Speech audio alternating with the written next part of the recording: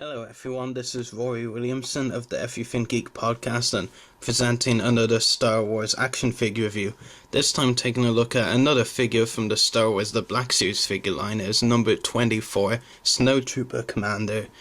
Now this figure, it's pretty interesting, for a number of reasons, and I'll actually get into the reason right away, which I'll expand on later on in this review. But basically the reason it's kind of interesting is, I know this will surprise some people, it will surprise more the casual fans than the, hardcore collectors, I guess, but this is actually first ever released figure, and I know that right away is going to sound bonkers to some people, because people will say, we've had Snowtrooper figures before, and yes, that's true, but we've never actually had the Snowtrooper Commander, and they do actually appear in Empire Strikes Back very briefly. If you remember the scene where General Veers is talking to the Snowtrooper, I can't remember what his exact line is, but something about getting ready to blow up the shield generator or something. He says it while in the AT-AT to a Snowtrooper. That's a Snowtrooper Commander. So they appear very briefly on screen, but we've never actually had the Snowtrooper Commander as a figure. We've just had the regular Snowtroopers for a long time, and of course this is also going to bring up another thing, what are the differences between the two? So that's why it's interesting. So even though it doesn't seem likely, this is actually a first ever released figure. We've never had a Snowtrooper Commander before.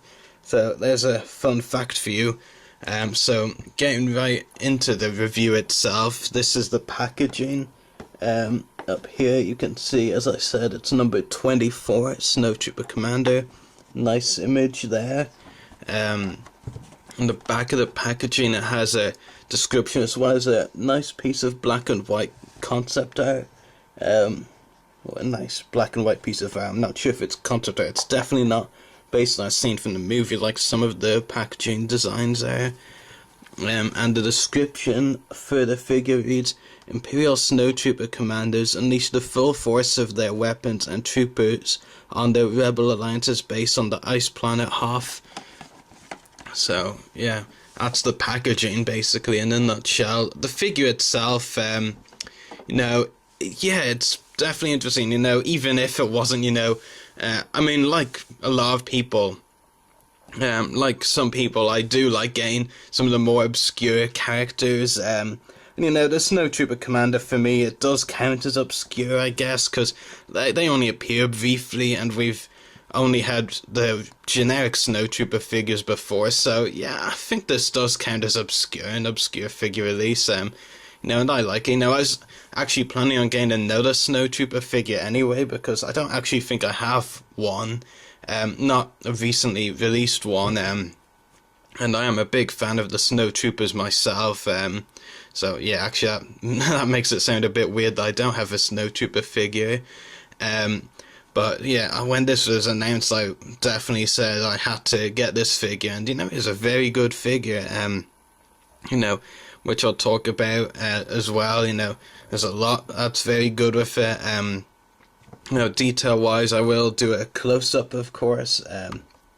So there's a close up on the helmet design, which is pretty cool. I do like the helmet design. I think it's a little bit different from the regular Snowtrooper helmet design. I wish I had a Snowtrooper figure to show that, but hopefully this image does the job, showing the comparison between the two designs.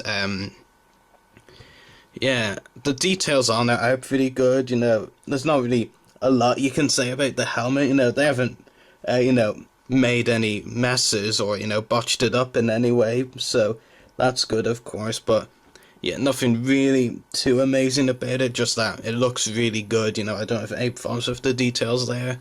I believe also some of these logos on the Snowtrooper's chest plate, like the rank insignias, I believe a couple of them might be different from your regular Snowtrooper as well. Yeah, so pretty interesting details. A nice camera down there. Yeah, very nicely detailed, kind of a bit hard in feel, which is interesting, is pretty cool. Got a belt there as well. Some more details on the back there. And you also have a holster down there, which I will bring up again in a minute or two.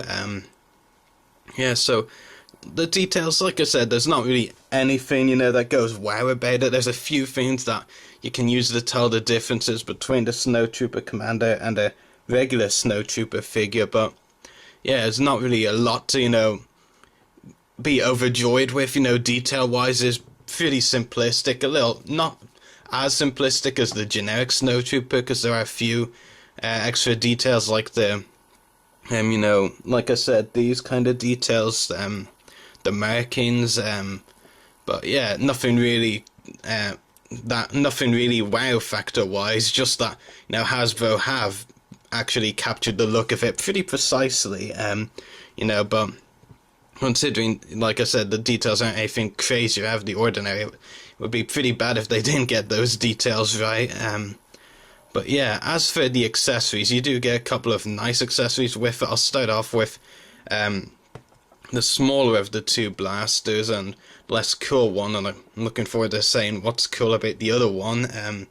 So you got this blaster right here, which is pretty cool. It's a small blaster. I believe it's the DL-44 pistol. Yeah, it's pretty cool.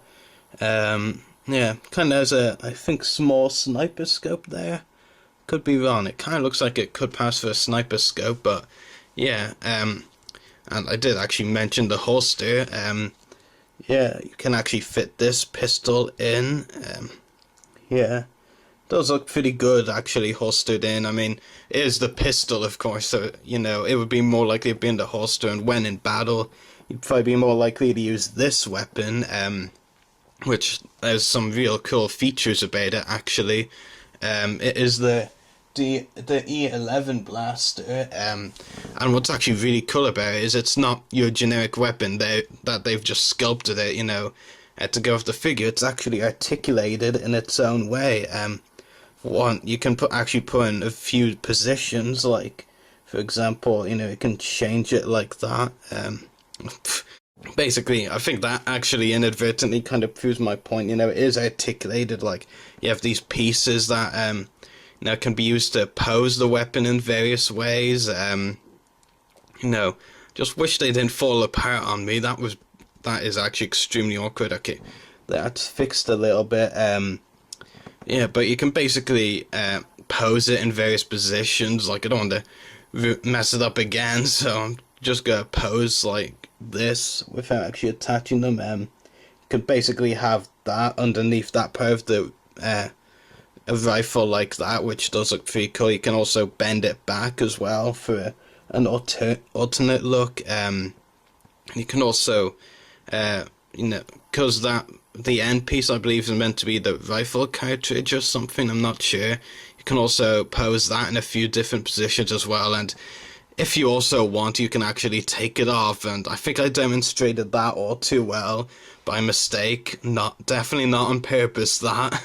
Yeah, that was pretty awkward, I'll say that, but yeah, when it's not, falling apart on you, it is actually a very cool idea, the articulated weapon. I actually really like that Hasbro did that, it's pretty cool. I mean, I don't think they've done that a lot, have the weapons be articulated, but it is pretty cool, like I said, when it's not falling apart on me. I just realised what I actually meant to say was, and I didn't explain it very well. It wasn't the rifle cartridge thing I meant to say, you can kind of pull it up at the back, to make it look like, the Snowtroopers reloading the weapon. That's what I meant to say it was, but yeah, which is pretty cool. I mean, it does give you a few different poses with the gun, which is actually pretty interesting. So yeah, that's the accessories that come with the figure, and of course still keeping the pistol holster there. So the details and accessories are fine. What about the articulation? We've got a ball jointed head, ball hinge shoulders and elbows, swivel forearms, not swivel wrists, a ball jointed waist, swivel hips, ball hinged knees, and ball hinged ankles. So yeah, it is pretty much a perfect figure articulation wise. Even got a ball jointed waist, which we don't get that often anymore. Yeah, so the articulation, not really much to complain about. I guess if you wanted to stretch a complaint, you could complain that it's swivel forearms and not swivel wrists, but now that would be a very minor complaint. I mean, the swivel forearms aren't really that much worse than swivel wrists, and to me, they're actually not any worse, to be honest. But yeah, so the figure I think is actually perfect. I think it's a perfect 10 out of 10. I mean, yes, it's a bit plain and it would be a bit awkward if they did make some bad mistakes on it, but you know, gotta rate the figure for how it really is, you know, rather than just say it's, you know, it's plain. So, you know, it is a perfect figure for me. I have no complaints with it. The detail is fine, really good. Yeah, it's really cool. The detail on the figure, the accessories are great, especially the articulated blaster, which hopefully I will be able to fix later on after this review. The articulation is fine. I have no complaints with that either. I mean, the only thing, of course, would be to say, you know, if I had a small complaint, it's not really a complaint. It's not even a complaint at all. It's just the fact that, you know, it is a simplistic figure. It's not, you know, it's, even though it is a Snowtrooper commander and is a bit different look-wise from the generic Snowtrooper, you know, it still is, you know, very plain and kind of simple if you think about it, you know.